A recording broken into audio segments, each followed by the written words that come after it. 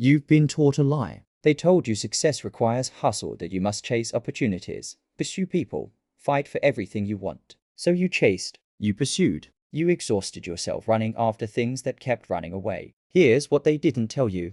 Everything you chase runs from you. The law of reverse attraction states that the energy of pursuit repels, while the energy of certainty attracts. People don't respect what chases them, they respect what doesn't need them. Opportunities don't gravitate toward desperation, they gravitate toward someone who acts like they have options. This audiobook contains 12 laws that will invert how you approach success. You will stop chasing. You will start attracting. And everything you want will chase you. Chapter 1. The law of scarcity illusion. Abundance repels desperation. Desperation has a smell. Not a literal smell, but an energetic frequency that people detect instantly. It shows up in how quickly you respond to messages, in how you laugh a little too hard at their jokes, in how you explain yourself when no explanation was needed, in how you follow up twice when once was enough. This is the scarcity illusion, the belief that opportunities are rare, that this chance might be your last, that you need to grab it before it disappears. And that belief is killing your success. When you operate from scarcity, you emit desperate energy through every interaction. Your voice changes, your posture shifts, your words become careful, calculated to please rather than to be honest. You negotiate from weakness. You accept terms you hate. You tolerate disrespect you should walk away from. Why? Because you believe this is your only shot. The person sitting across from you senses this immediately. They may not consciously recognize it, but their subconscious reads the signals perfectly. And their subconscious tells them one thing. This person has no other options, which means I can offer less, demand more, and take my time deciding. Scarcity mentality doesn't just repel opportunities, it actively attracts exploitation. Think about the last time you chased something hard. A job, a client, a relationship. Remember how you acted? You were available immediately. You rearranged your schedule. You said yes to things you wanted to say no to. You made yourself smaller to fit into their world. And what happened? They sensed your desperation and either disappeared or devalued you. This is not a character flaw. This is a predictable response to operating from scarcity. Now think about a time when you had options, multiple job offers, several potential clients, more than one romantic possibility. Remember how differently you behaved. You were calm. You asked for what you wanted. You walked away from poor fits. You didn't chase. And ironically, that's when people chased you. This is the scarcity illusion. When you believe opportunities are rare, you repel them. When you know opportunities are abundant, you attract them. But here's the part most people miss. You cannot fake abundance mentality. You cannot stand in front of a mirror and say affirmations about deserving success while your bank account is empty and your calendar is free. Your subconscious knows the truth, and that truth leaks through every micro behavior. Real abundance comes from actually having options, not pretending, not visualizing, having. So if you currently have only one opportunity you're pursuing, here's your protocol. Stop pursuing it harder. Instead, generate 3 more of equal or greater value immediately. If you're chasing one client, find 3 more potential clients today. If you're pursuing one job opportunity, apply to 5 more companies this week. If you're focused on one romantic interest, start 3 new conversations with other people. This is not backup planning. This is abundance creation. And something strange happens when you do this. Your energy toward the original opportunity completely shifts. You stop checking your phone every 5 minutes. You stop crafting the perfect follow-up message. You stop caring so much about the outcome, because now it's 1 of 4, not 1 of 1. And the moment your energy shifts, their response changes. They sense the difference. They notice you're less available. They feel the withdrawal of your desperate attention. And suddenly, they're interested again. Suddenly, they're moving faster. Suddenly, they're improving their offer. This is not manipulation. This is natural human psychology responding to abundance frequency instead of scarcity frequency. The scarcity illusion tells you to focus harder on the one thing you want, to put all your energy into making it work, to chase it until you catch it. But focus without options creates desperation, and desperation repels everything. Abundance mentality is not a belief. It's a strategic position created by actually building multiple paths forward simultaneously. Stop chasing one opportunity harder. Start building 3 more immediately. That's how you shatter the scarcity illusion. That's how you shift from desperate to certain. That's how you stop repelling and start attracting. What you chase runs from you. What you have options beyond doesn't need to run. It chases you instead. Chapter 2. The law of invested interest. They chase what invests in itself. There is a type of person who commands attention without asking for it. They walk into a room and people notice, not because they're the loudest or the most attractive or the most credentialed, but because they carry themselves like someone absorbed in something important, something bigger than the room they're in. This is the law of invested interest. People chase what is clearly invested in itself. When you're genuinely focused on building your skills, your body, your business, your craft with zero need for external applause, you become magnetic. Not because you're performing confidence, but because you're demonstrating something rare, self-sufficiency. Most people are externally focused. They're scanning the room to see who's watching. They're checking their notifications to see who responded. They're measuring their worth by other people's reactions. This external focus creates a vacuum of neediness that everyone can sense. But when someone is internally focused, truly absorbed in their own development, they emit a completely different frequency. They're not looking for validation because they're receiving it from their own progress. They're not seeking approval because they approve of the direction they're moving. And that self-contained focus is fascinating to others. Think about the person at the gym who's completely locked into their workout, headphones in, eyes focused, moving with purpose. They're not checking the mirror to see who's watching. They're not slowing down to make conversation. They're invested in what they're doing. And ironically, that investment makes them more interesting than the person who's there to be seen. This applies everywhere. In business, the entrepreneur who's obsessed with perfecting their product is more attractive to investors than the one obsessed with pitching investors. In relationships, the person building an extraordinary life is more attractive than the person seeking someone to complete their life. In careers, the professional mastering their craft is more valuable than the one networking to find opportunities. Why? Because investment in self signals value that exists independent of others. When you're chasing external validation, you signal that your value is contingent, that you need others to confirm your worth, that without their approval, you're uncertain of who you are. This contingent value is unattractive because it requires constant maintenance. People sense they'll need to continuously validate you, and that's exhausting. But when you're invested in yourself, you signal that your value is inherent, that you know your worth because you're actively building it, that others' opinions are interesting, but not determinative. This inherent value is attractive because it's stable. People sense they can't diminish you with rejection or inflate you with praise, and that stability is magnetic. Here's the shift that changes everything. Stop investing energy in pursuing opportunities. Start investing that same energy in becoming undeniable. Instead of chasing the client, visibly master your craft so thoroughly that clients seek you. Instead of pursuing the relationship, visibly build yourself into someone so complete that relationships pursue you. Instead of begging for the promotion, visibly become so competent that the promotion seeks you. This is not passive waiting. This is active building with a different target. The person chasing opportunities is focused outward. They're crafting pitches, writing follow-up emails, trying to convince others. This outward focus depletes energy and creates desperation. The person building themselves is focused inward. They're improving skills, creating results, documenting progress. This inward focus generates energy and creates certainty. And certainty attracts. Desperation repels.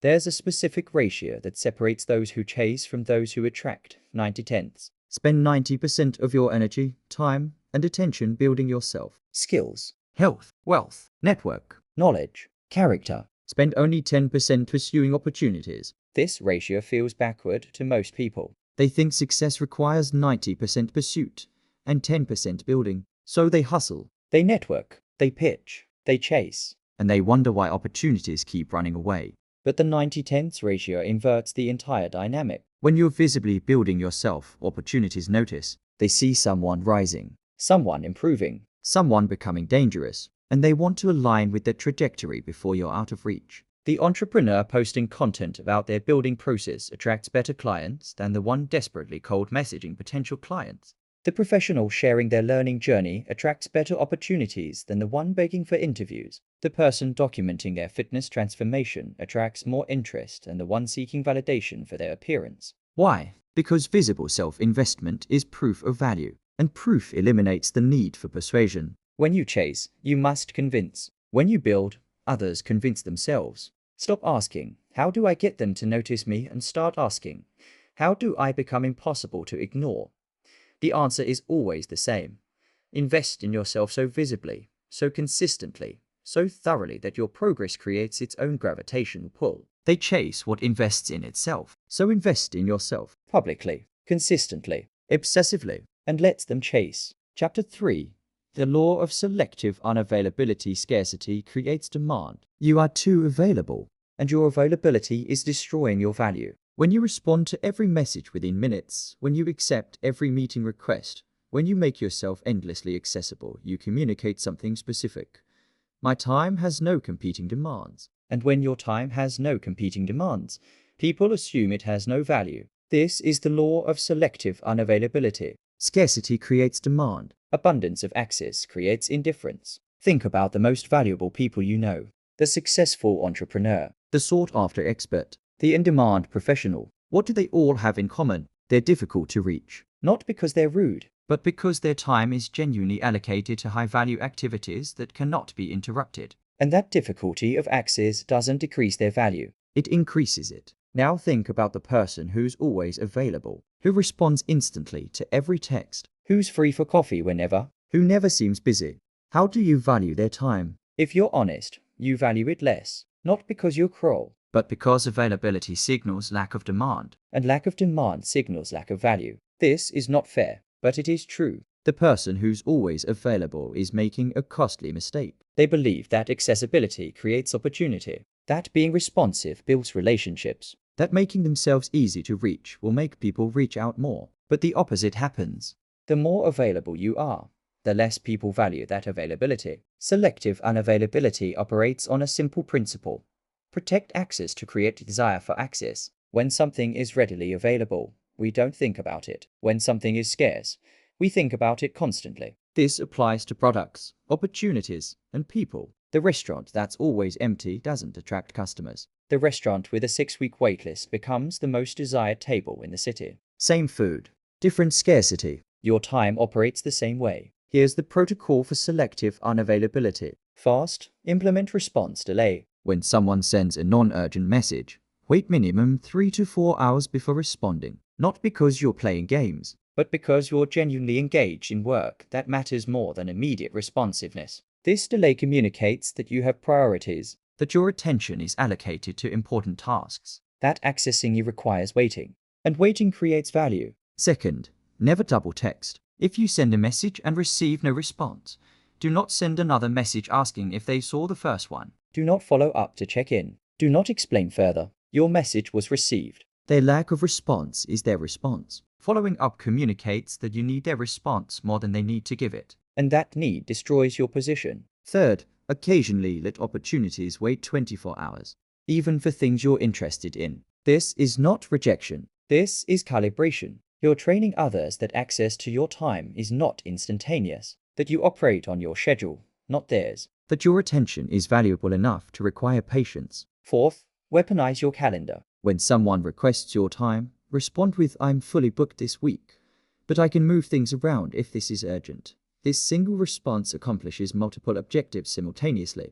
It communicates that your calendar is full, which signals demand. It shows you're willing to accommodate genuinely urgent matters, which maintains the relationship. And it forces them to evaluate whether their request is truly urgent, which filters out low-value time requests. Most people will respond that it's not urgent and suggest next week. Perfect. You've just delayed access, increased perceived value, and maintained the relationship. Some will say it is urgent. Also perfect. You now know this matters to them, and you can move things around from a position of power rather than desperation. Selective unavailability is not about being difficult. It's about being discerning. The person who says yes to everything is not generous. They're scattered. The person who protects their time is not selfish. They're strategic. And strategy creates value that generosity destroys. Your calendar is a direct reflection of your priorities. If your calendar is always free, people assume you have no important priorities. If your calendar is carefully protected, people assume your time is valuable. And they treat valuable time differently than free time. They offer more for it. They prepare better for it. They respect it more. They cancel it less. They remember it longer. Constant availability makes you forgettable. Selective unavailability makes you valuable. Stop being proud of how quickly you respond. Stop accepting every meeting. Stop making yourself endlessly accessible. Start protecting your time like it's your most valuable asset. Because it is. What's always available is never valued. What requires waiting becomes worth wanting. Create scarcity of access and watch demand for that access increase. Chapter 4. The law of frame control define reality. Don't adapt to it. Every interaction has a frame. A frame is the reality structure that determines what's acceptable, what's valued, and who has power. And in every interaction, someone's frame dominates. When you enter someone else's frame, you adapt to their reality. You accept their standards. You play by their rules. You prove yourself according to their criteria. This positions you as the applicant, the one seeking approval, the one being evaluated. And applicants chase, evaluators attract. Frame control is the ability to establish and hold your own reality structure so completely that others adapt to you instead of you adapting to them. This is not dominance. This is not aggression. This is clarity about your standards and unwillingness to compromise them for access. Most people enter opportunities asking themselves, do I meet their standards? This question immediately places them in the other person's frame. They're already accepting that the other person sets the criteria and they must measure up. This creates pursuit energy from the first moment. The person with frame control enters the same opportunity asking, do they meet my standards? Same situation, completely different frame. Now they're the evaluator. The other person must measure up. This creates attraction energy from the first moment. Here's what most people don't understand.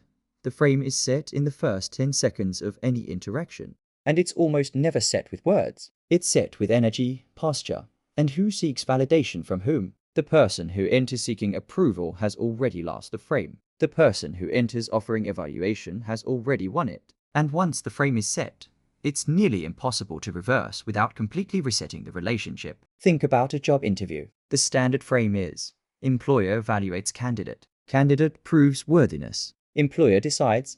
This frame positions the candidate as the chaser and the employer as the prize. And most candidates accept this frame without question. But the candidate with frame control inverts this. They enter the interview evaluating whether this company meets their standards. They ask about culture, leadership quality, growth trajectory. They probe whether this opportunity aligns with their career goals. They're interviewing the company as much as the company is interviewing them.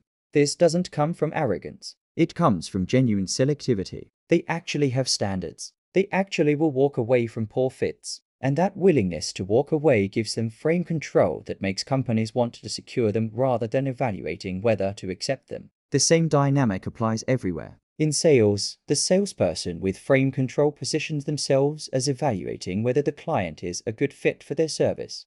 In relationships, the person with frame control evaluates whether the other person meets their relationship standards. In negotiations, the person with frame control establishes their terms and allows others to decide if they qualify. This is not manipulation. This is boundary setting. Here's the critical distinction.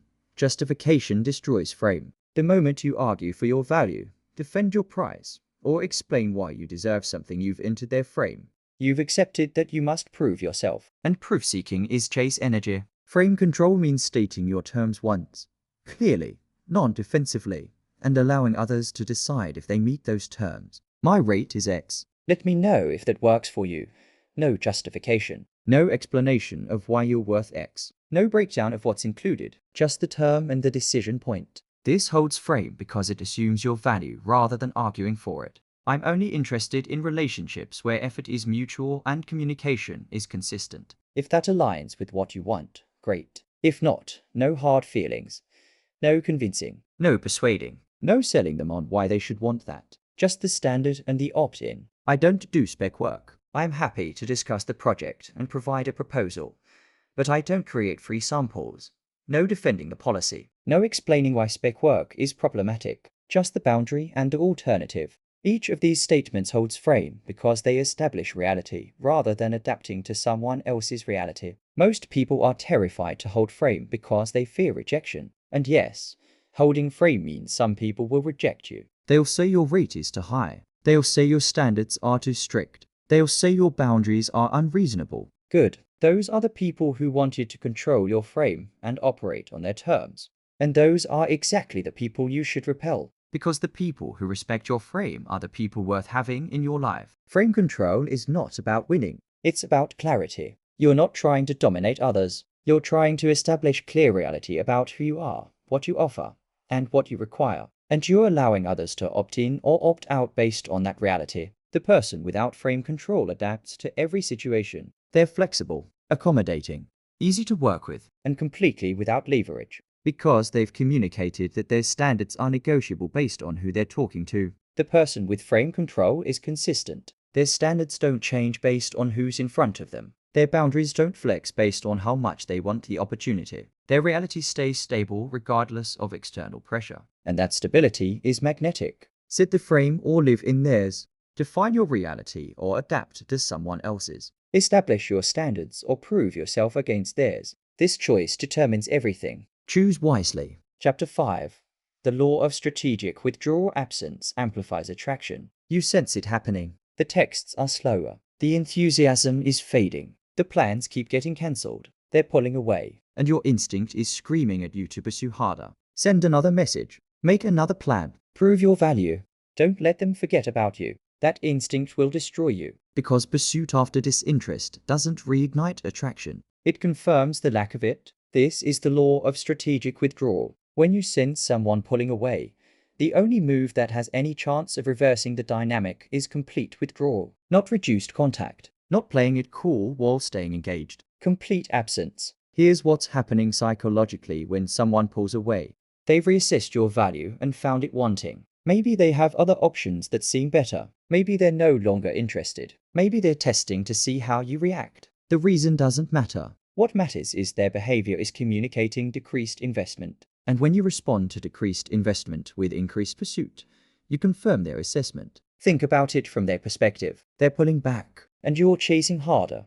What does that tell them? It tells them they were right. You're more invested than they are. You need them more than they need you. You have fewer options. You're the lower value party in this exchange. Every pursuing action you take, the double text, the just checking in message, the attempt to make plans reinforces their belief that you're beneath them in value. You're literally proving through your behavior that their decreasing interest is justified.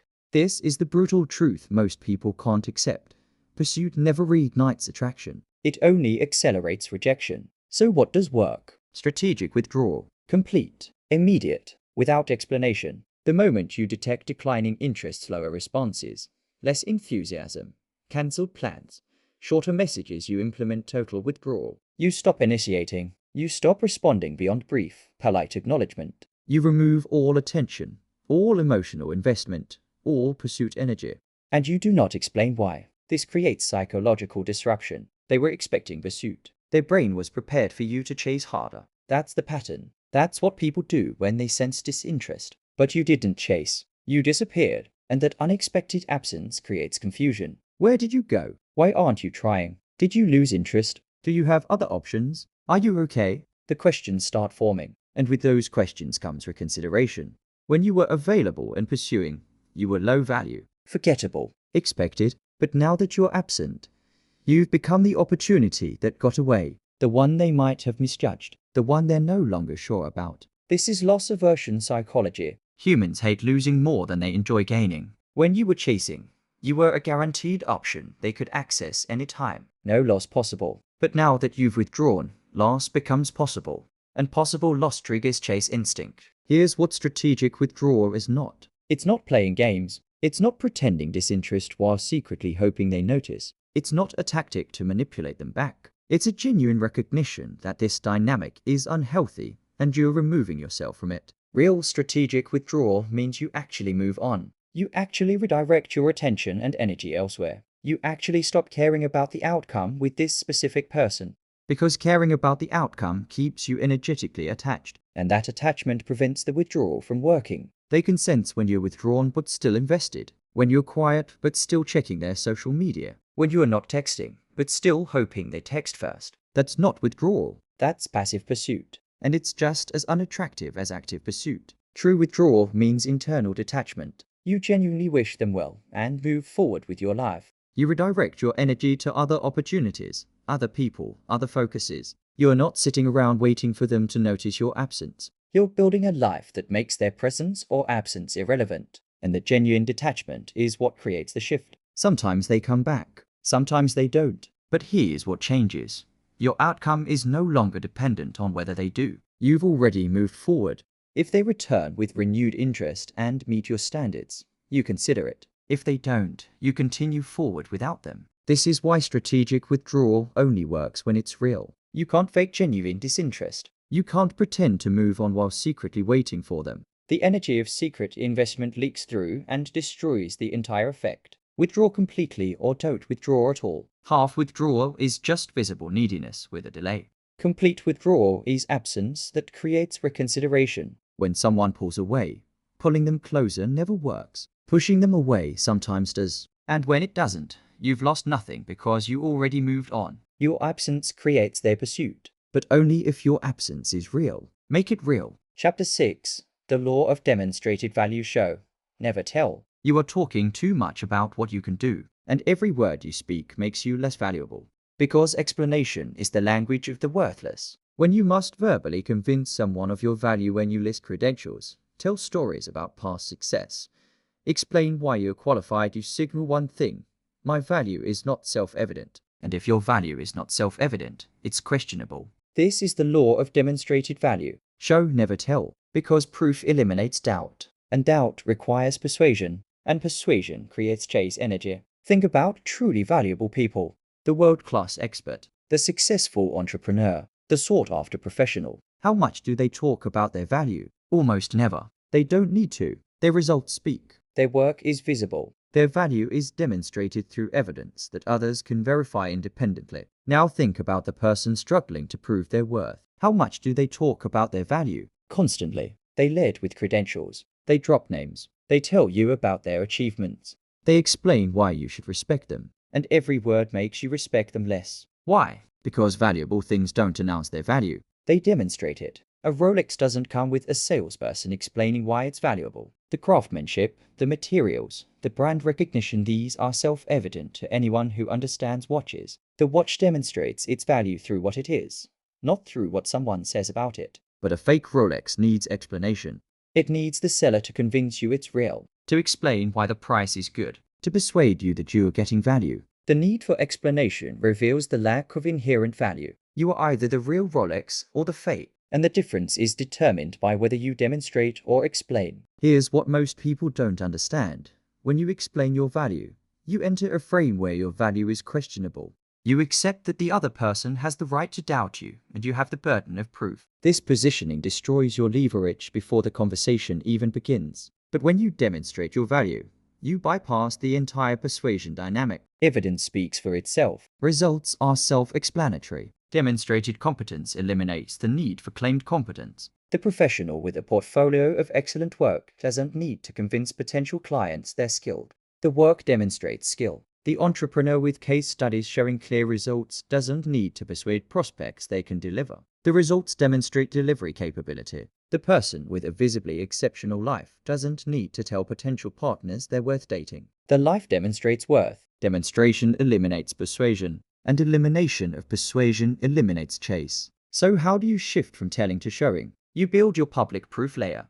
First, create visible results. If you're a consultant, create case studies with specific metrics. If you're a creative, build a portfolio showcasing your best work. If you're a coach, document client transformations. Whatever your field, generate evidence that third parties can examine and verify. Second, make that evidence accessible. Put it on a website. Share it in content. Reference it in conversations not as boasting but as examples. When someone asks what you do, point them to the evidence instead of explaining your value. Third, let the evidence speak. When a potential client asks if you can help them, say, here are 3 case studies of similar situations, take a look, and let me know if this approach makes sense for you. You've just eliminated the sales conversation and replaced it with demonstrated proof. This does 3 things simultaneously. It removes you from the position of convincing them. It gives them evidence they can evaluate independently. And it positions you as confident enough in your value to let it speak for itself. The person who demonstrates doesn't need to chase because the demonstration does the attracting. The person who must explain is forced to chase because explanation never fully convinces. Here's the shift that changes everything. Stop investing energy in better sales pitches and start investing that same energy in creating better evidence. Stop perfecting your explanation of why you're valuable and start building proof that makes explanation unnecessary. Your work speaks. Your results speak. Your track record speaks. These speak louder than you ever could. So let them do the speaking. And when someone asks for your credentials, your achievements, your qualifications, don't list them. Point to the evidence and let them draw their own conclusions. Proof eliminates pursuit. Show the results. Skip the sales pitch. Let your work speak. And watch how much less you need to say to make everything chase you. Chapter 7. The law of non-reaction. Emotional control creates magnetic power. They didn't respond to your message, and you felt it. That small spike of anxiety. The urge to check your phone again. The impulse to send a follow-up. The need to know why they haven't responded yet. That feeling just gave them all the power. Because emotional reaction signals dependence, and dependence creates chase energy, and chase energy repels what you want. This is the law of non-reaction. When you remain emotionally stable regardless of others' behavior, when their approval doesn't elevate you and their rejection doesn't diminish you, signal self-sufficiency. And self-sufficiency is magnetic. Here's what's happening when you react emotionally to someone's response or lack of response. You're revealing that your internal state depends on their external behavior, that you need their validation to feel secure, that their actions have power over your emotions, and that power imbalance immediately positions you as the lower value party. Think about it. When someone sees you get anxious about their response time, upset about their rejection, or overly excited about their approval, what are they learning? They're learning they control you. They can make you anxious by delaying. They can hurt you by rejecting. They can thrill you by approving. You've handed them the remote control to your emotional state. And people don't respect what they can control with minimal effort. The person who reacts emotionally is easy to manipulate. Delay your response and watch them spiral. Reject them and watch them chase harder. Approve of them and watch them light up. This predictability makes you boring. And boring doesn't attract. It gets taken for granted. But the person who doesn't react emotionally is fascinating. You delay and they're unaffected. You reject and they wish you well. You approve and they appreciate it without needing it. This emotional stability signals something rare. Your worth is internal, not external. Non-reaction is not suppression. It's not pretending you don't feel things while secretly obsessing. It's genuine emotional equilibrium based on a simple truth. Other people's responses to you have nothing to do with your actual value. When someone rejects you, it doesn't mean you're not valuable. It means they don't value you. These are completely different statements. The first makes their opinion determine your worth. The second recognizes their opinion as their preference, not an objective truth about you. When someone delays responding to you, it doesn't mean you're not important. It means you're not their current priority. Again, different statements. The first makes their schedule determine your significance. The second recognizes their schedule as information about their priorities, not a judgment of your value. When someone approves of you, it doesn't make you more valuable. It means your value aligns with what they're looking for. You were already valuable. They just recognized it. This distinction creates non-reaction. Because when you understand that others' responses are data about their preferences rather than verdicts on your worth, their responses stop controlling your emotions.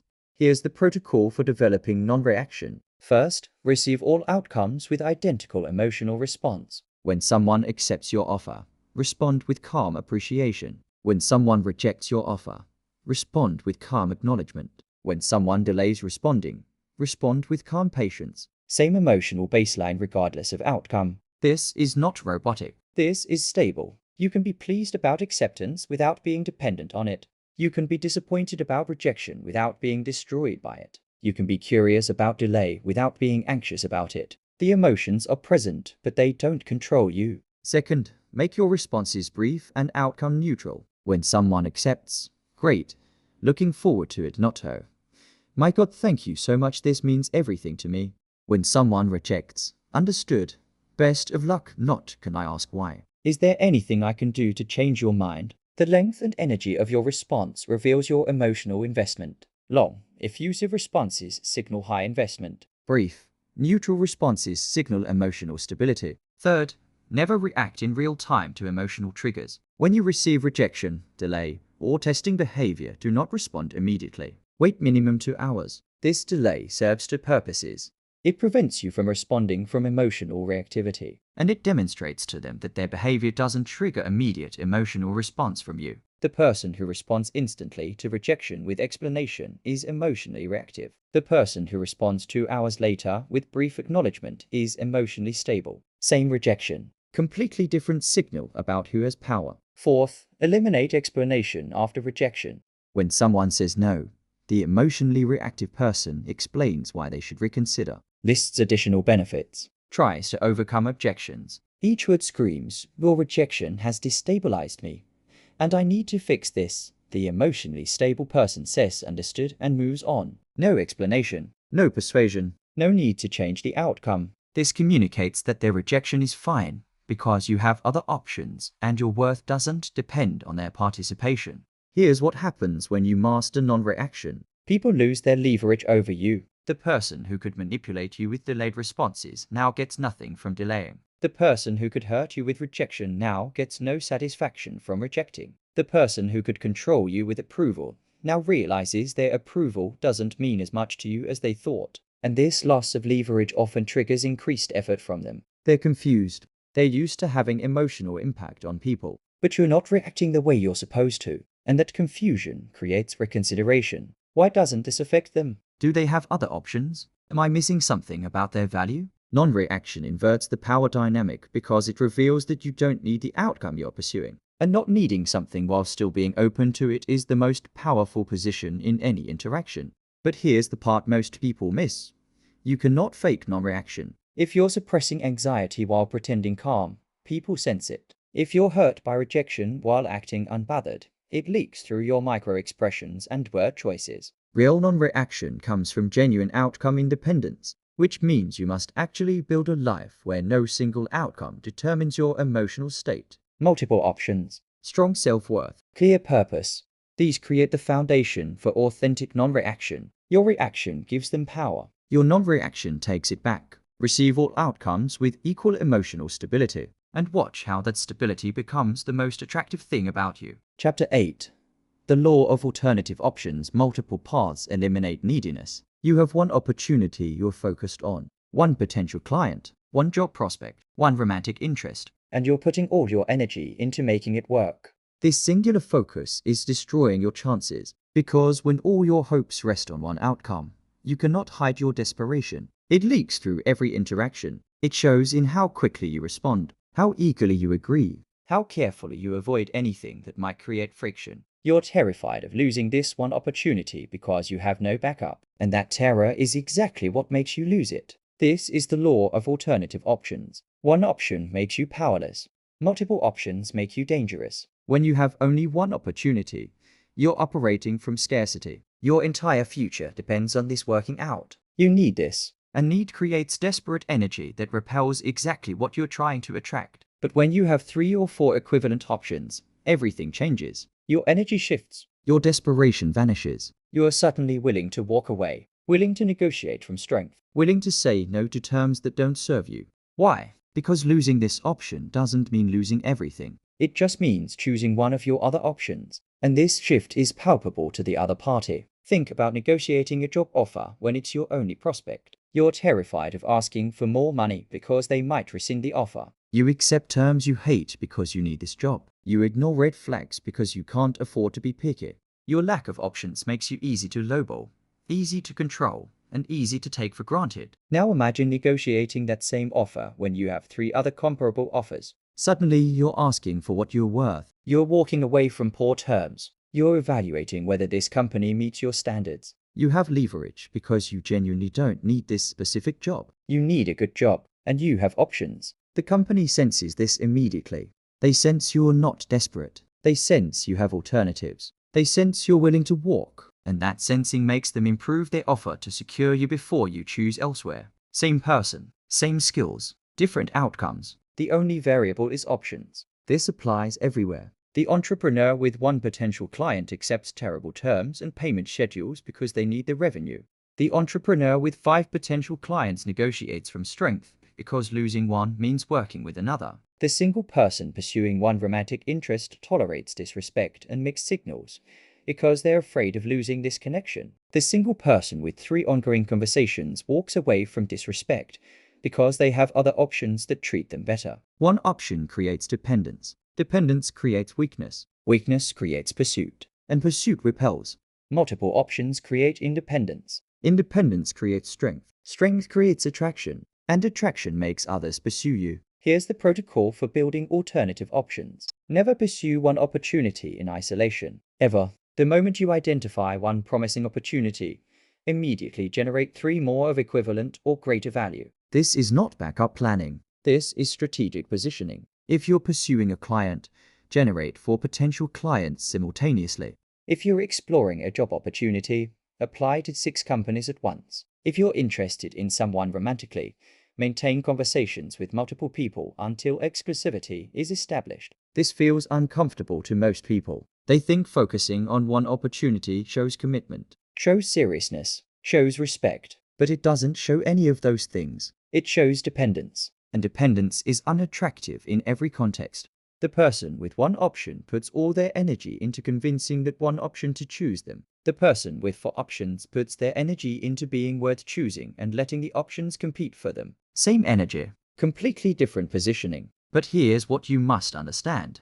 The options must be real. You cannot fake having options. You cannot pretend you have alternatives while desperately hoping this one works out. The other party will sense the fakeness. And fake options are worse than no options because they reveal you're trying to manipulate the dynamic. Real options mean you've actually generated other legitimate possibilities. You've actually had conversations with other clients. You've actually interviewed with other companies. You've actually connected with other people. These options may not all be perfect, but they're real, and their reality changes your energy. When you have real options, your biochemistry changes. Your cortisol drops because the stakes are lower. Your confidence increases because you know you'll be fine regardless of this outcome. Your communication becomes more honest because you're not carefully managing their perception of you. And these changes are subconsciously detected by the other party. They can't name what's different, but they sense you're not needy, not desperate, not dependent on them specifically, and that independence makes them work harder to secure you. Here's the specific shift in behavior that real options create. You become willing to walk away, not as a bluff, not as a negotiation tactic, but as a genuine option that you'll exercise if the terms don't serve you.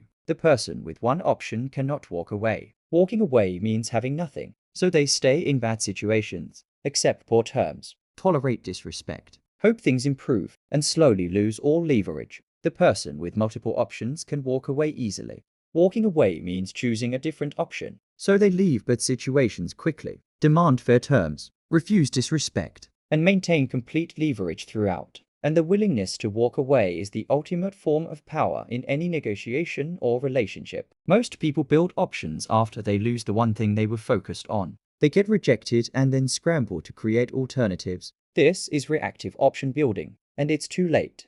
Proactive option building means you create alternatives before you need them. While things are going well with option 1, you're developing options 2, 3, and 4. This way you're never dependent, never desperate, never powerless. 1 option is no option. 2 options is a dilemma. 3 or more options is power. Build the pipeline. Maintain the alternatives. Never depend on one outcome. And watch how that independence makes every option compete for you instead of you competing for them. Multiple paths eliminate desperate energy. Build pipelines, not pedestals, and let them chase what doesn't need them. Chapter 9.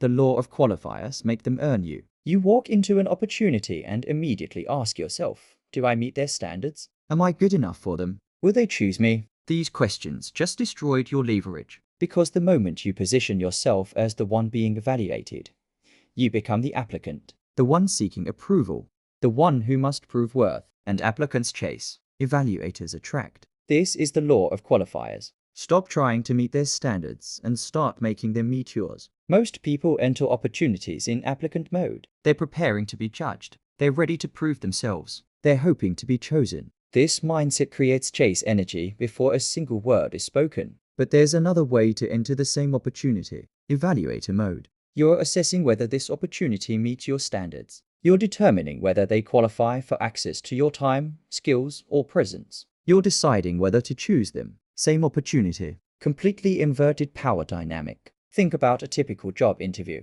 The candidate arrives hoping to impress. The interviewer arrives to evaluate. This frame positions the candidate as lower value from the start. They must prove they're good enough. The interviewer just has to decide if they are. But the candidate with qualifier mentality inverts this. They arrive evaluating whether this company meets their standards. They ask about culture, leadership quality, growth trajectory, team dynamics, Learning opportunities. They're interviewing the company as much as the company is interviewing them. This doesn't come from arrogance. It comes from genuine selectivity. They actually have standards for where they work.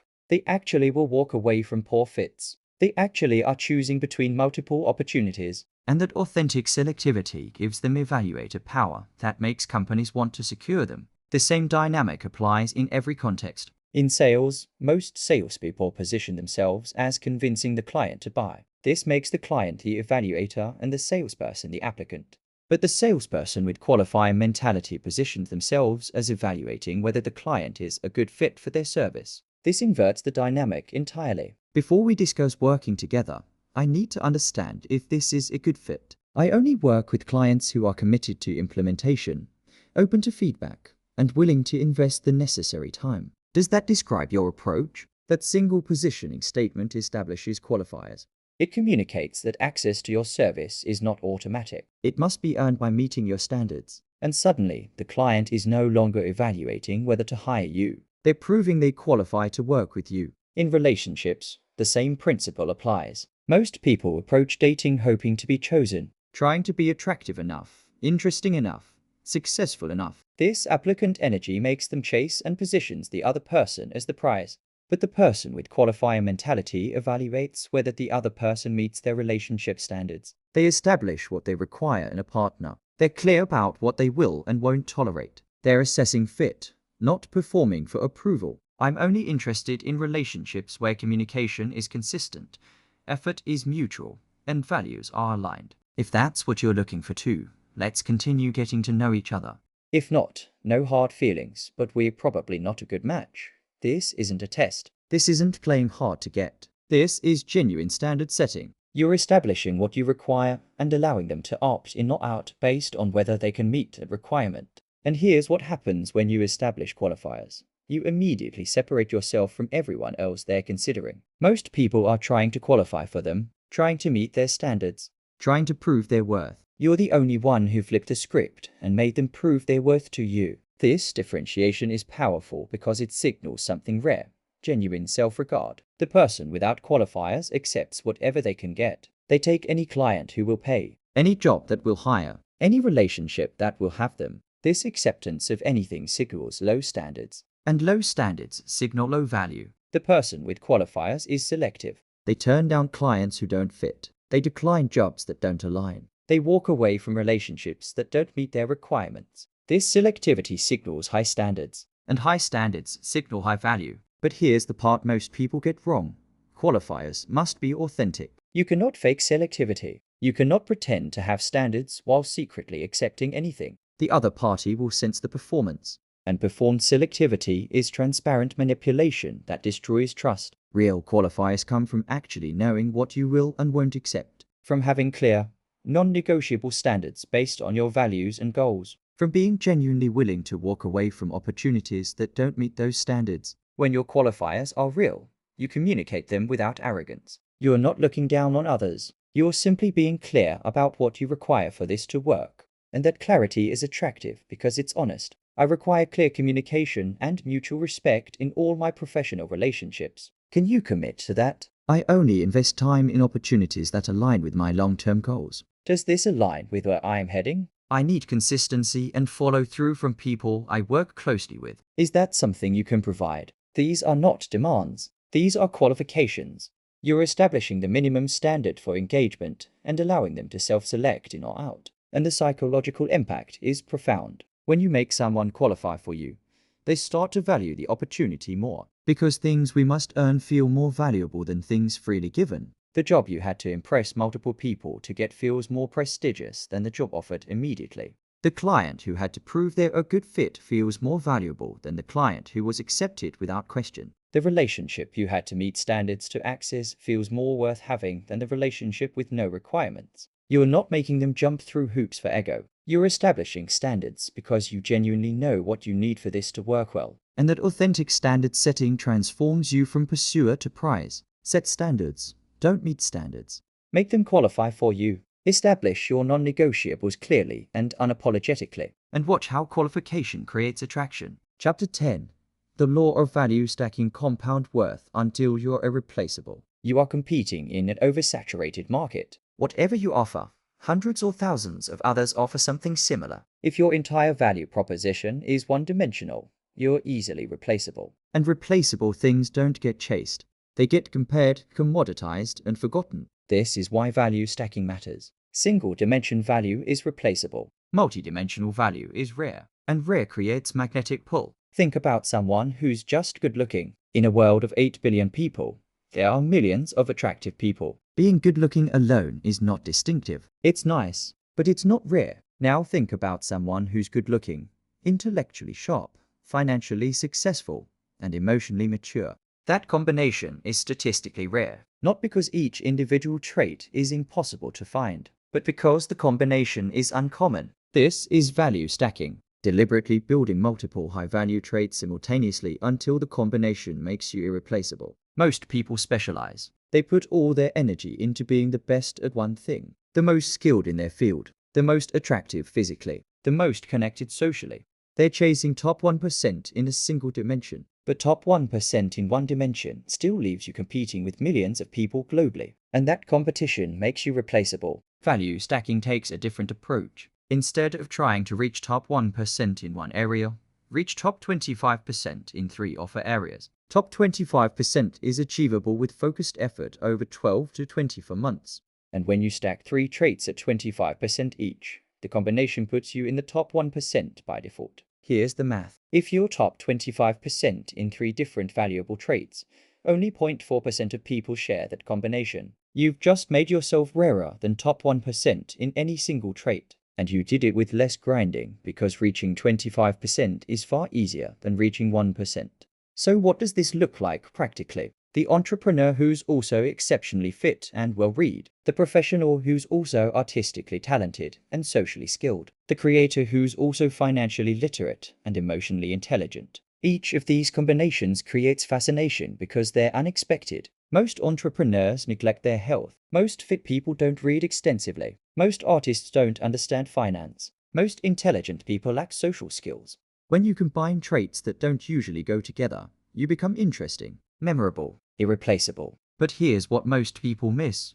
The traits you stack must be visible and valuable. Stacking obscure skills that nobody cares about doesn't create attraction. It creates confusion. Valuable traits are traits that others recognize as desirable and difficult to develop. Physical fitness, communication skills, financial success, emotional intelligence, technical expertise, creative ability, network strength. These are universally valued because they're hard to build and clearly beneficial. Visible traits are traits that others can observe without you explaining them. Your physique is visible. Your communication ability is visible in conversation. Your financial success is visible in your lifestyle. Your creative work is visible in your portfolio. Visibility eliminates the need to convince people of your value.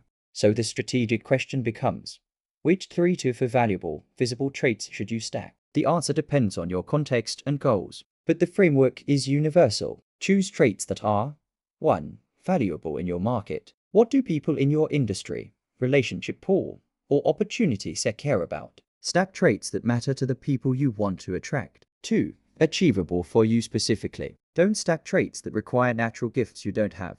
Stack traits you can develop through consistent effort over time. 3. Uncommon in combination. Don't stack traits that usually go together. Stack traits that create unexpected combinations. The fit entrepreneur is common. The fit entrepreneur who's also an exceptional writer is less common. The fit entrepreneur who writes well and speaks 3 languages is rare. 4. Synergistic. Choose traits that enhance each other. Communication skills make professional expertise more valuable. Physical fitness improves mental clarity. Financial knowledge enhances business acumen. Stack traits that compound. Once you've identified your stack, the implementation is simple, systematic building over time. Allocate time weekly to develop each trait. This doesn't require equal time, but it requires consistent attention to all dimensions simultaneously. Most people develop sequentially. They focus entirely on career until they're successful, then shift to fitness, then to relationships. This sequential approach means they're always weak in multiple areas while focusing on one. Value stacking develops in parallel. You're improving your career, your health, your knowledge, and your skills simultaneously. Progress is slower in each individual area, but the combination develops faster. and combination is what creates rarity. Here's what happens when you successfully stack value.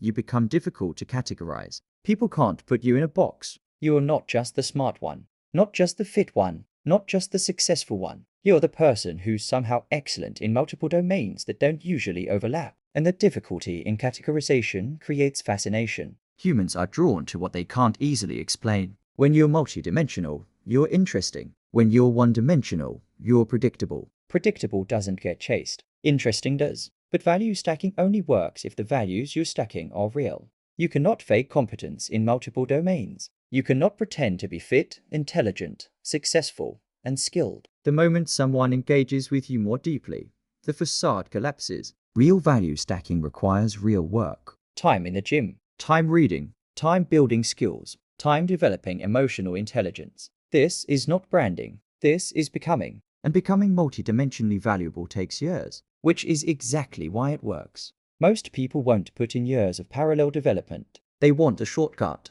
the hack, the quick win. But there is no shortcut to becoming irreplaceable. There's only the long, deliberate process of stacking real value until the combination makes you statistically rare. Stack value. Don't chase outcomes. Rare combinations create magnetic pull. Multidimensional worth eliminates replacement. Build yourself until you're impossible to categorize, impossible to replace, impossible to ignore. Chapter 11. The law of outcome independence. Detachment is the ultimate attraction. You want it too much, and your wanting is exactly what's preventing you from getting it. Because desire creates attachment. Attachment creates need. Need creates desperate energy. And desperate energy repels what you're trying to attract. This is the law of outcome independence. You get what you want when you genuinely don't need it. This sounds like paradox. How can you get what you want by not needing it? But it's not paradox. It's psychology. When you need a specific outcome, when your happiness, identity, or worth depends on getting it, you cannot hide that need. It shows in how you negotiate, how you communicate, how you react to setbacks. Your neediness is transparent, and transparency of need makes you easy to manipulate, easy to lowball, and easy to take for granted. But when you genuinely don't need a specific outcome, when your happiness, identity, and worth are stable regardless of whether you get it, you operate from detachment. And detachment is the most powerful negotiating position in any interaction. Think about pursuing a job you desperately need. Maybe you're unemployed. Bills are piling up. This job is your lifeline. How do you negotiate? Terribly. You accept the first offer. You don't ask for more. You ignore red flags. You say yes to everything. Why? Because you need this outcome. Now imagine pursuing that same job when you already have 3 other offers. You don't need this specific job. You need a good job, and you have options. How do you negotiate now? Powerfully. You ask for what you're worth. You walk away from poor terms. You evaluate whether this company meets your standards. Same job, different level of need, completely different outcome. The difference is outcome independence.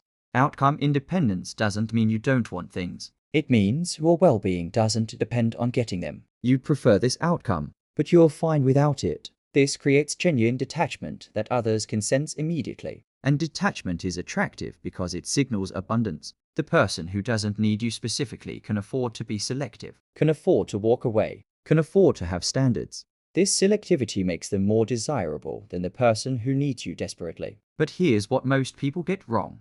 You cannot fake outcome independence. You cannot pretend you don't care while secretly hoping desperately. The other party senses the incongruence. They notice the gap between your words and your energy, and that gap destroys your credibility. Real outcome independence comes from actually building a life where no single outcome determines your emotional state. This requires work. Real work, not affirmations, not mindset shifts. Actual construction of a life that's fulfilling independent of any specific opportunity. When your career is progressing, your finances are stable, your health is excellent, your relationships are abundant, and your purpose is clear, no single opportunity can make or break you. This isn't philosophy. This is material reality. You actually have enough going well that losing this one thing wouldn't devastate you.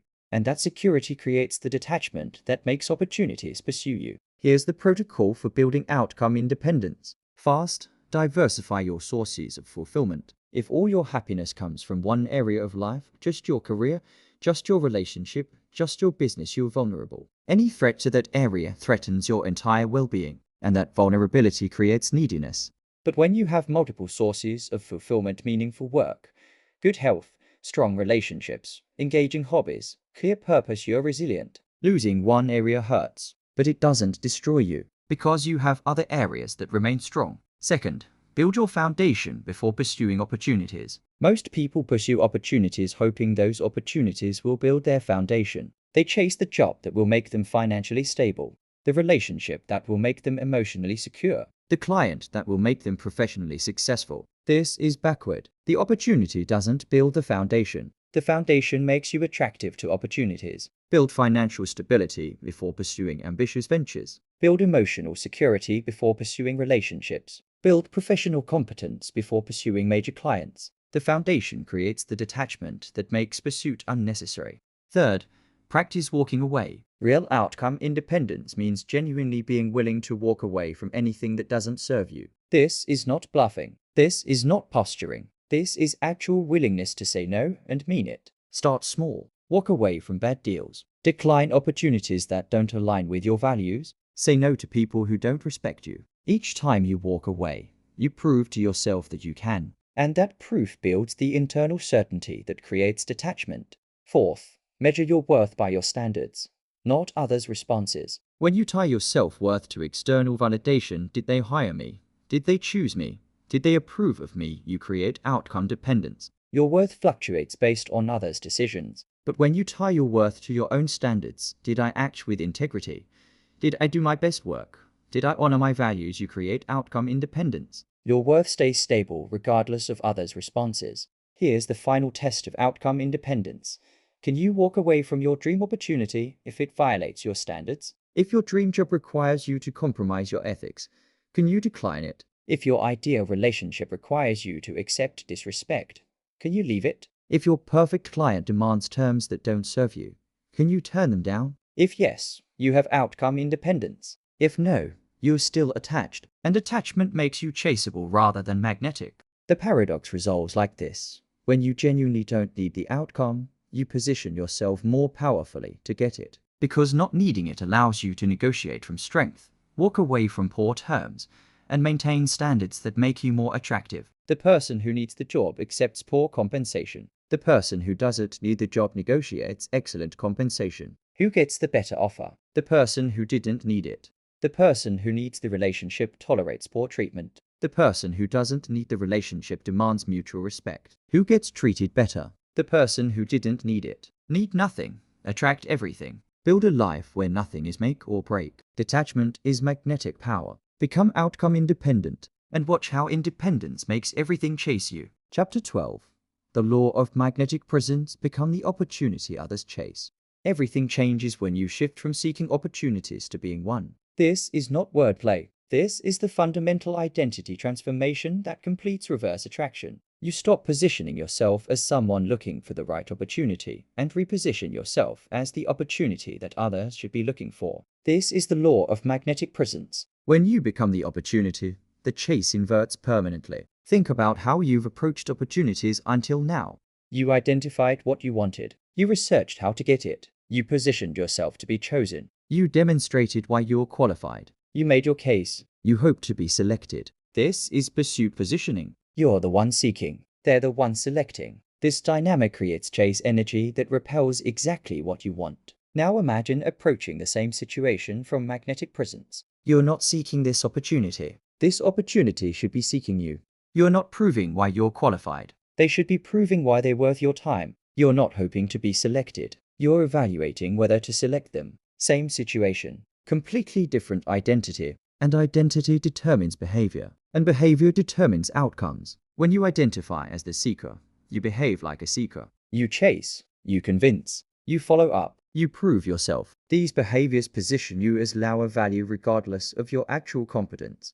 When you identify as the opportunity, you behave like an opportunity. You attract. You evaluate. You select. You maintain standards. These behaviors position you as higher value regardless of your actual credentials. Most people resist this shift because it feels arrogant. Who am I to position myself as the opportunity? What if I'm not actually that valuable? What if they reject this positioning? These questions reveal the real issue.